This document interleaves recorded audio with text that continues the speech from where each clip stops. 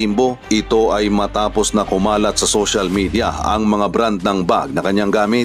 Sa larawan na ito, makikita ang 4 sa pinakakilalang brand ng bag sa buong mundo: Chanel, Goyard, Dior at Hermes. Kung isa ka lang sa ordinaryong Pilipino, hindi mo siguro kilala ang brand na ito. Una sa listahan ang Hermes Birkin bag na ito na nagkakahalaga ng 34,194 euro.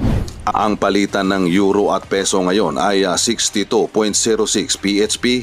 Ang bag na ito ay aabot sa 2,122,171.96 pesos. Kung ordinaryong Pilipino ka lang at sa baklaran ka lang namimili, nako, hindi mo maa-appreciate. Babawasan ng house ang budget ni VP Sara from 2.0 billion to 700 million.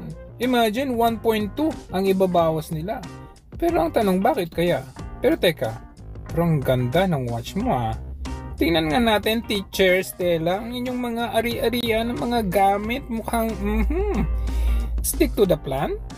So, ayon dito sa ating pag-iimbestiga, wow, may Chanel, may Goyard, may Dior, may Hermes.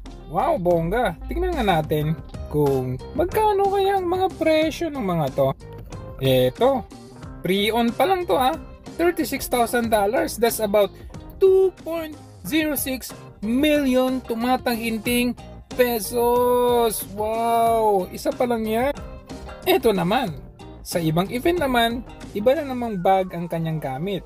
Ito po ay Hermes at ang kanyang amount ay 1.1 million pesos! Parang si Willie yun ay parang si Tamba. Sa ibang event naman, iba na naman ang kanyang bag. Aba, ang dami mong bag Buti sana kung mumurahin lang. Ito po ay halos 2 million, grabe.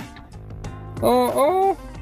Sa ibang event na naman, mukhang mahilig ko sa Hermes Ito naman ay 1.23 million pesos at bugas. Ay, wala palang bugas, si Tamba pala.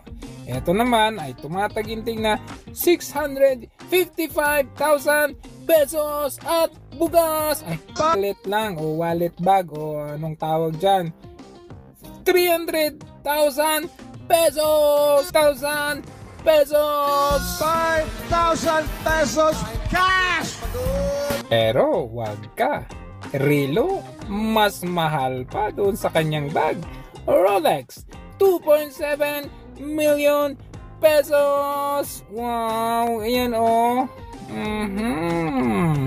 At syempre, merong ibang brand din.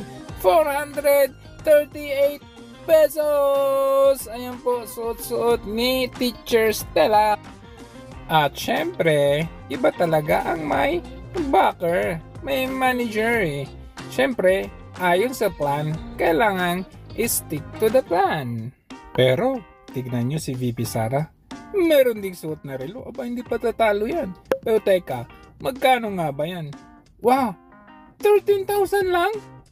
Ganyan talaga kasimple si VP Sara. Samantalang itong si Madam Chair, 4.5 million pesos patek.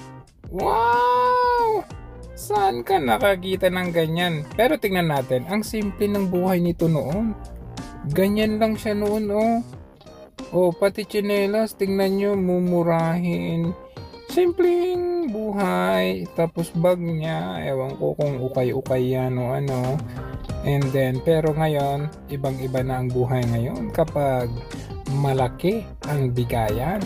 Pero yung taong gusto nilang tanggalan ng budget, ganito lang kasimple. Ganyan lang siya kasimple, Inaakusa nila na corrupt siya, pero ganyan lang siya kasimple. Sa tingin ko, wala pang milyon, wala pang 100,000 ang mga gamit ni VP Sara. Pero kung akusahan, para namang napaka-corrupt at hindi ginagamit sa tama ang pondo. Yung proposed budget na 2.03 billion, di ba nila nakikita yung mga achievements ni VP Sara? Ngayon, pinapalabas nila na si VP Sara ay isang corrupt.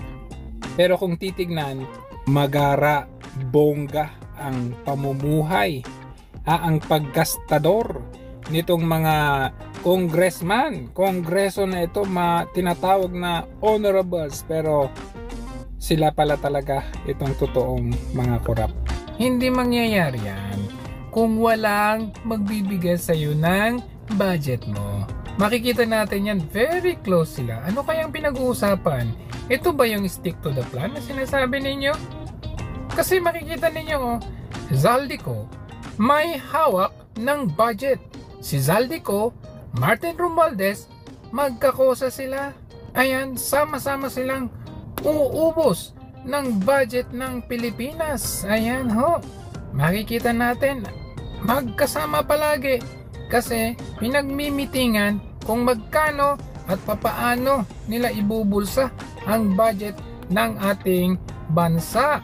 Isang patunay pa lamang dito, walang budget allotment para sa rehab ng LRT natin sa 2025. Bakit? Abay syempre, inubos nila sa paayo-ayuda kuno. Panay pang uuto lang sa taong bayan. Kinakain nila ang budget, ang pera, ang tax ng taong bayan para sa kanilang sarili.